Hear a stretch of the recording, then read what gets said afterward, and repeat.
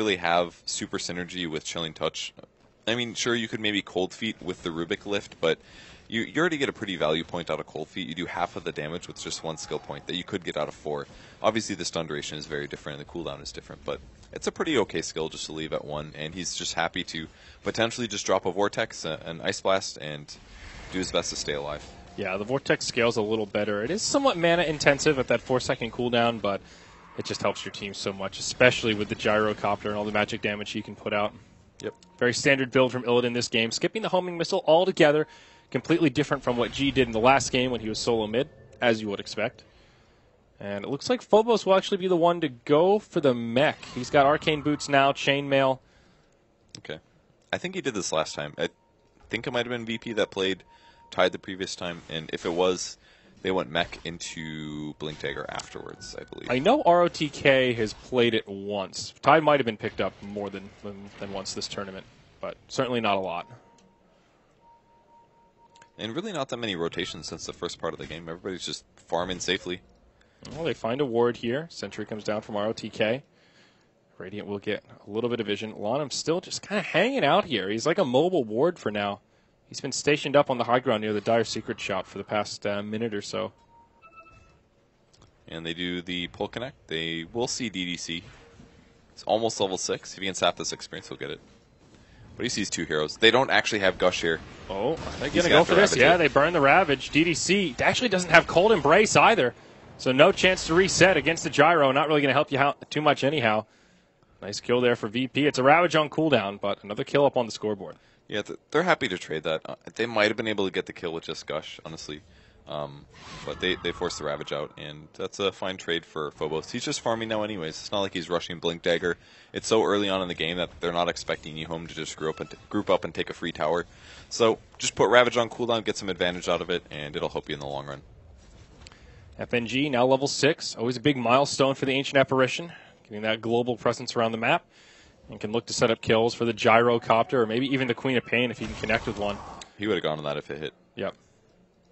Hasted up Lina as well. So maybe not the best opportunity to go for a kill, but doesn't really cost FNG too much. Every 40 seconds there'll be a new snowball flying across the map. So for now he sits in the off lane. Will sap experience, get last hits when he can.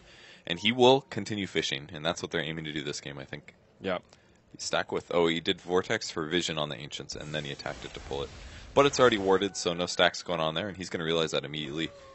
See if he ends up dewarding that. I assume he'll maybe double check, but yeah, smart play from eHome to try and or to block it out rather. Tidehunter, one of the better off laners at dealing with ancient stacks. Once he gets at least level 5 or so, levels up that anchor smash. Lanham finds FNG. Oh, yeah, pushes him back. Rotation here from eHome. They will get a free tier 1 tower in the bottom lane. VP don't even bother to glyph it; they just let it fall. No defense mounted. Freebie there for the Radiant. Give them a little bump. Very quiet early game here, though. Oops, only 5 kills in 12 minutes. Both teams, as we talked about, a lot on the line here, playing very conservative and making sure they really true. Don't give the other any kind of edge. Much more so than the previous game. Like there was a lot of roaming going on. They're just playing completely safe here. They don't want Illidan to get behind. They've just been sitting heroes top this whole time. They did have a little boo-boo. Oh, okay, never mind. That one's about to expire. I saw the double wards and I was like, ooh. That's fine. Just about 30 seconds of overlap. And no biggie. Looks like they watched the replays too. I think eHome was the team that had the most obscure wards earlier in the day. And see the sentry to the left, in the upper left over here? It's like so random. Oh, like, yeah. They're like, yeah, we saw you place that really good ward over here that nobody found, so we're on to you, Lanham. You have to ward a little bit trickier. Blast will connect on Lanham. That's an easy kill for G. Dominating streak now on the Quap. Nice setup there. Do you even get anything by killing a level 4 bounty hunter? Well, let's see. Teamfight recap. I feel like you should lose gold. 325 gold. Not a hell of a lot. Maybe you should be able to track yourself, and then you gain gold from your death. That would be cool. It'd be really, just literally feed yourself on purpose. Whoop. Set up from CTY onto G. Laguna Blade to the face. A little bit of vengeance there. That's a dominating streak. Now going the way of CTY's mid player, or eHome's mid player. 623. That's a lot. The Yules is really nice. It's a really nice counter against Quap, really, because if you blink Orchid, you can just Yules either the Quap or yourself to remove it. So it's a much cheaper item. The very common Lina early build, so no surprise there. DDC is going to get caught by Lil here. Uses Arctic Burn. That's a slow DDC. And still no points in the Cold Embrace. I guess just the gyrocopter here is going to be enough to deter him. Ice Blast coming in as well. Illidan now on the run. He's losing a lot of damage from Yang. He just wants to live here. Great Vortex. He will. Oh, VP. Oh, here comes Phobos. Ravage on 2. Yang and ROTK in some trouble. That's another static link. ROTK will fall. Yang stealing some damage. We'll be able to finish off the Rubik, but now he's all isolated. It's a 4-on-1. I'll hit him with the dagger, and he will just run. Actually, there's no Vortex. Oh, now he's got it. There's the Vortex, slowing him down. Daggered as well. Fast. Even a homing missile. They still can't kill him. All right, Yang will live. So not... Ooh, the ult. He's going to see that. Oh, he didn't see it. Oh my gosh. He wasn't watching his map. You can see the first one fly past detection. If you have a sentry, you can see it on the mini-map. Yeah. And he wasn't paying attention. You could tell that was a panic move. His team was probably like, move, move, move. And he gave that little panic. It was so close. I don't think it would have been enough for him to shatter, though. He had a fair bit of HP. It would have been close. But he's 250 plus 12 times 8. So it's around a 300 damage nuke. It would have been really close. It would have been close. Yeah. So either way, he lives. Well played, Yang. Lanham, 16 minutes in, nearly still not level 6. He is getting close, but definitely not getting that snowball going on this bounty hunter. 0, 2, and 0, just leeching XP wherever he can. And the bounty is just seeming so bad sometimes. Like, it seems so good some games, but other times so bad. AI Splash coming top. It's going to hit CTY. No big deal. Just zone in. Just clips him. It's actually pretty good there. He doesn't have any bottle charges, so he can't really stay around anymore. Looks like VP may want to pressure this bottom tier 1 tower. Lanham's nearby, just kind of lingering. And nope, they won't commit for it. And both teams still continuing to play so cautiously here. Yeah, they're just letting their towers go down. That's the third one now that VP has let fall. But they didn't have Ravage, so they can't really fight, honestly. Yeah. They have to have Ravage for Tidon to be valid. He doesn't even have Gush. I think that's a mistake, personally. The 4th level of Kraken Shell is not worth foregoing Gush. Gush is one of the best value points that you can get. They're going to find CTY's invis. Do they have a dust? Yeah, there's a dust. They get him. No Ravage, no chase. AI Splash comes through, and he dies anyways. Whoa.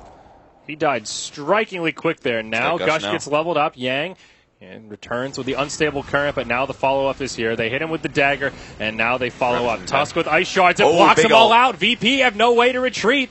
The ultimate from Winter Wyverns finishes off the Ancient Apparition. Now Phobos in some trouble. He just barely lives. Tusk as well as Razor getting melted to the wrath of the gyrocopter. Lina even buys back for this fight, but now VP just disengage, and it's a wasted buyback from CTY.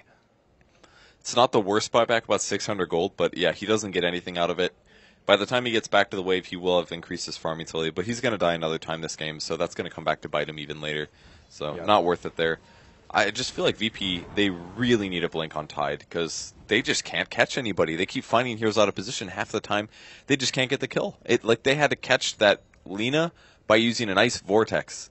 Yep. Like, that is pathetic. You got to go for this AoE 30% slow aura to grab somebody.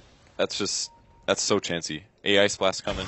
Almost connects on Lana, but he'll sidestep it there. Did he see him? I'm confused. Maybe he probably saw him. Yeah, this guy right go here. and viz from the ward, and approach that way. Yep. So Ravage is off cooldown now. Phobos is very close to level 11. A little bit of extra stun duration. Time to party. Smoke from VP, yeah. Here we go. Good wards from eHome. Pretty standard wards, but giving good vision. They don't see them now, though. FNG could Chilling Touch here, but you never know if they'll find something. And it looks like eHome is afraid. They're doing the group counter smoke or the group hide together strategy. Either way, they seem suspicious with all 5 of VP missing off the map. We see some lines drawn on the minimap here. Looks like they will just rotate through the Ancients. They ward up as they go. This smoke expiring pretty soon here.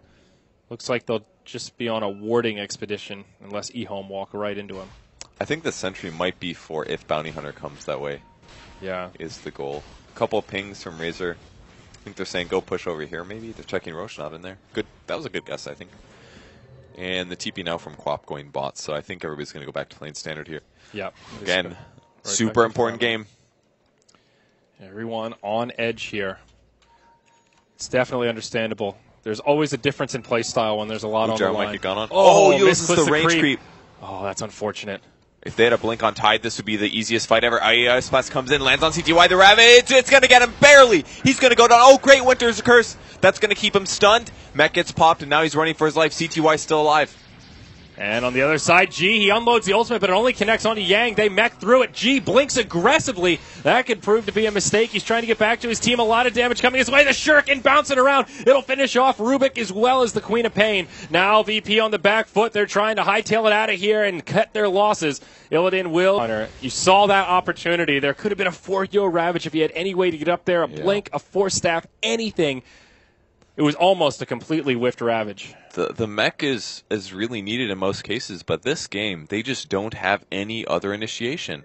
Until they get a blink on Rubik, they've got nothing. They have no way to initiate. Yeah. If you just blink Ravages there, they easily win the fight. Because he would have called down, they would have done like an Ice Blast on 2 or on 3. The Ice Vortex would have been very accurate because the heroes wouldn't have been moving.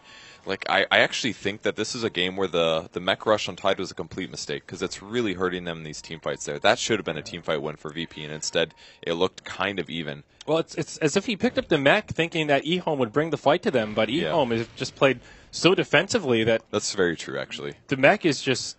It would have been great if eHome played as aggressive. If they played as Gold, still pretty far away from the Blink Dagger. We'll be able to get it at some point, but...